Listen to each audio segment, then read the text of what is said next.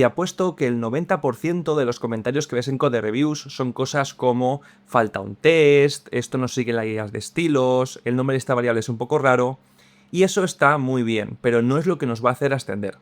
La diferencia entre un review de una persona más junior o una persona más senior no es encontrar el último punto y coma que falta, sino es ver más allá, comentar sobre lo que no es evidente. Y hoy te voy a enseñar cómo. Hola a todos, soy Emilio Carrión y durante años he revisado miles de PRs, al final es parte de mi día a día.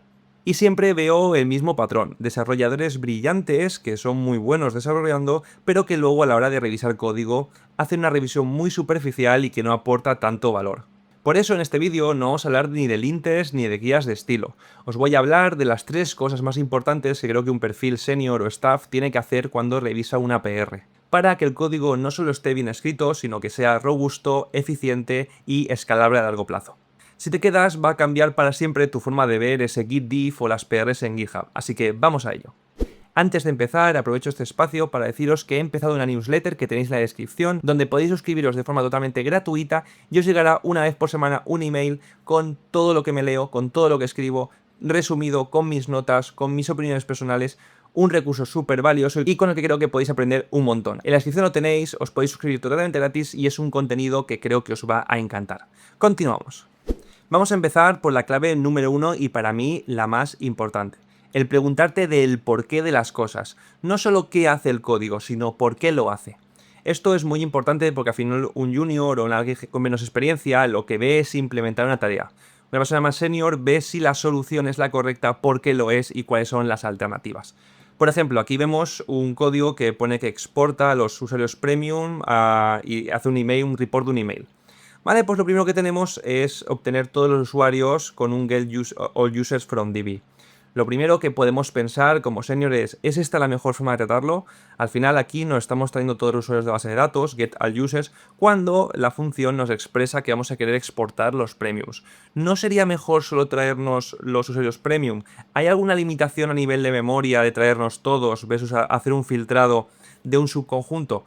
Pues todas estas preguntas que nos surgen son muy importantes de valorar a la hora de revisar una PR, porque esto es lo que va a garantizar que el código sea eficiente, sea mantenible o robusto a largo plazo y evite futuros errores en la ejecución del sistema. Entonces aquí podríamos decirle al que ha escrito la PR, oye, ¿qué pasaría en este caso si tenemos, por ejemplo, 5 millones de usuarios? ¿O has valorado a los clientes más grandes que tenemos? Porque a lo mejor con su carga de usuarios esto puede no funcionar del todo bien. ¿Y si en vez de traernos todos consideramos un filtro del nivel del usuario para traernos solo los necesarios? Por eso, por ejemplo, sería un buen comentario en PR y que no se limita solo al estilo o a los tests o a cómo está escrito, sino que va más allá y se focaliza en la escalabilidad, la robustez y la mantenibilidad a largo plazo. Y luego vamos con la segunda, y es que tenemos que hacernos unos detectores humanos de bombas de relojería. ¿A qué me refiero con esto? Tenemos que estar identificando todo el rato aquellas partes que si el sistema crece, si el sistema cambia, puede que vengan a mordernos en el culo. Como por ejemplo, aquí podemos ver que recorre los premium users, los real users para obtener los premium y comprueba que un user es premium si el nivel es mayor que 5. Pero, ¿qué pasa si ese 5 cambia? ¿Qué significa el 5? ¿Qué pasa si hay un nuevo nivel de premium que en vez de ser 5 es 6? O imagínate que el nivel 7 a la de golpe es usuario cancelado.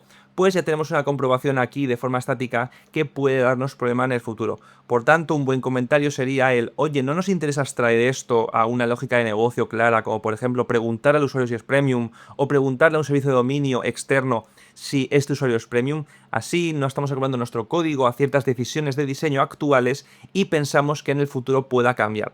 Porque si no, el día que queramos meter un nuevo premium o cambiar este 5 por un string que diga premium, vamos a tener que tocar un montón de sitios y esto, como he dicho antes, es una bomba de relojería esperando a explotar. Por tanto, tenemos que generar este criterio y estar siempre buscando todas estas señales que nos indican que el código, cuando cambie, puede ir mal. Vale, y luego seguimos revisando y vemos aquí obtiene los usuarios premium y ya empieza a hacer un montón de cosas. Empieza a crear un CSV, empieza aquí a escribir un email en MIME-text y luego lo envía. ¿Vale? Este código hace muchas cosas. Y esto también es un problema de mantenibilidad a largo plazo, porque que esta clase haga un montón de cosas va a hacer que tenga que ser modificada por muchas razones. Cada vez que cambiamos cómo queremos crear el CSV, cada vez que cambiemos cómo enviamos emails, pues tenemos que venir aquí y modificarlo. Esto que hace que la mantenibilidad a largo plazo sea más complicada. Por tanto, un buen comentario aquí sería esta clase tiene un montón de responsabilidades, ¿Por qué no separamos en partes manejables y entendibles cada una de las responsabilidades que tiene? Como por ejemplo crear el CSV o enviar email.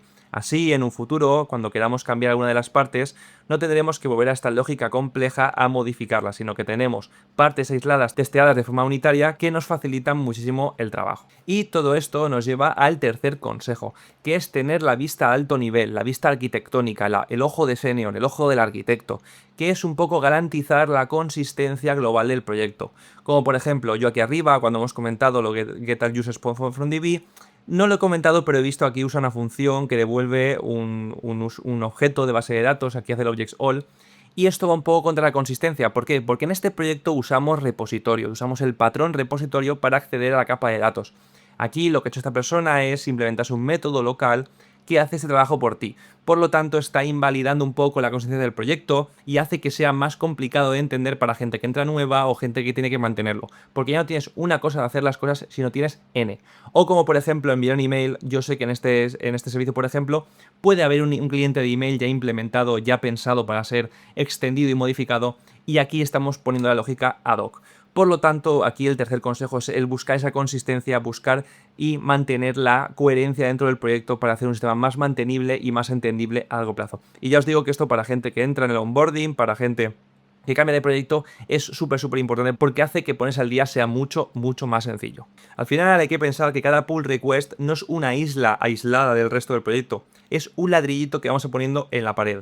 Si estos ladrillitos cada uno los pone de forma aleatoria, al final acabaremos con una pared que se va a caer. Por tanto, ladrillito a ladrillito, bien colocado, bien estandarizado y bien coherente con el resto, hará que tengamos una pared robusta y que dure mucho tiempo. Como resumen, la próxima vez que te tires al código, no te lances corriendo a mirar el tipeo.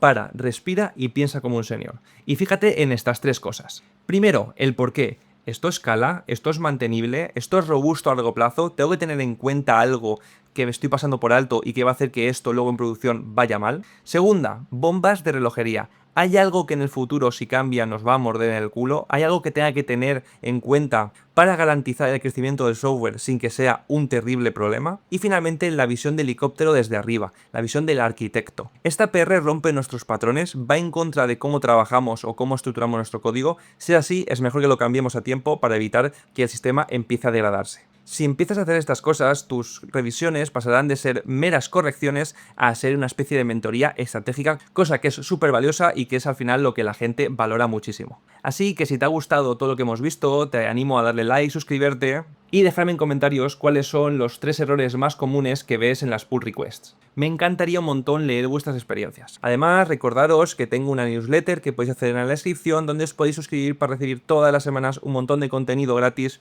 un montón de contenido súper interesante sobre cosas que me leo y sobre cosas que escribo. Así que os animo a hacer clic en la descripción, el newsletter, suscribiros y esperar a la próxima edición para disfrutar de todo el contenido. Así que un saludo, muchas gracias y nos vemos en el próximo vídeo.